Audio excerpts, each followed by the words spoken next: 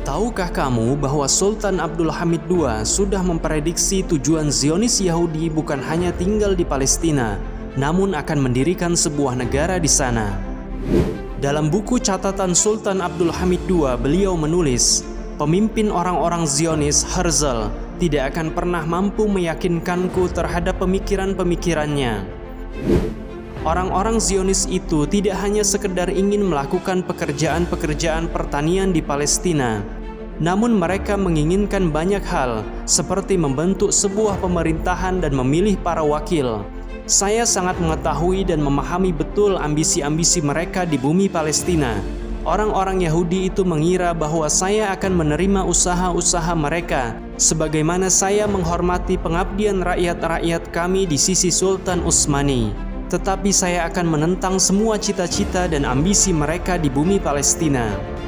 Sultan Abdul Hamid II melanjutkan, mengapa kami membiarkan Al-Quds? Sesungguhnya Al-Quds atau Yerusalem adalah tanah kami di setiap waktu dan masa, dan akan tetap seperti itu keadaannya. Ini adalah salah satu kota-kota kami yang suci dan berada di wilayah Islam. Al-Quds harus tetap menjadi milik kaum muslimin.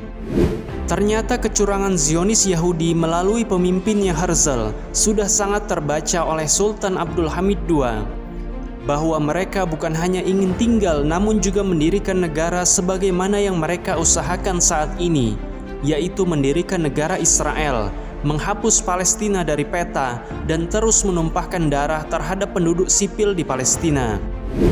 Dengan segala penentangannya atas kepindahan bangsa Yahudi ke Palestina, tentu Sultan Abdul Hamid II harus menanggung berbagai kesulitan dan menghadapi berbagai bahaya di kemudian hari.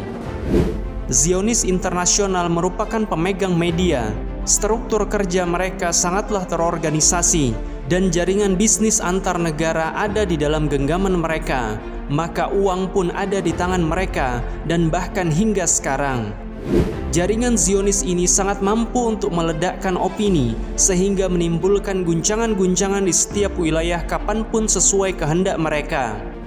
Dan orang-orang ini sejak penolakan sang sultan secara gencar menggerakkan musuh-musuh Sultan Abdul Hamid II dengan tujuan menggulingkan kekuasaan singa terakhir Utsmani tersebut. Sultan Abdul Hamid II merupakan seorang pejuang yang mengalir darah-darah jihad dari para pendahulunya. Sebut saja Sultan Orhan, Sultan Murad II, dan Sultan Muhammad Al-Fatih sang penakluk Konstantinopel. Maka beliau sama sekali tidak takut dan justru semakin memperketat pengawasannya terhadap gerakan Zionis, baik di dalam maupun luar negeri. Beliau bahkan memerintahkan agar para menteri Utsmani bersikap tegas dan keras jikalau ada permasalahan yang timbul akibat perilaku Zionis Yahudi tersebut. Atas keberanian, ketegasan, dan kerasnya penolakan Sultan Abdul Hamid II, maka Theodor Herzl sendiri berkata, "Saya kehilangan harapan untuk mewujudkan cita-cita Yahudi di bumi Palestina. Orang-orang Yahudi tidak akan mampu memasuki tanah itu selama Sultan Abdul Hamid Khan masih tetap berkuasa dan memegang kendali pemerintahan."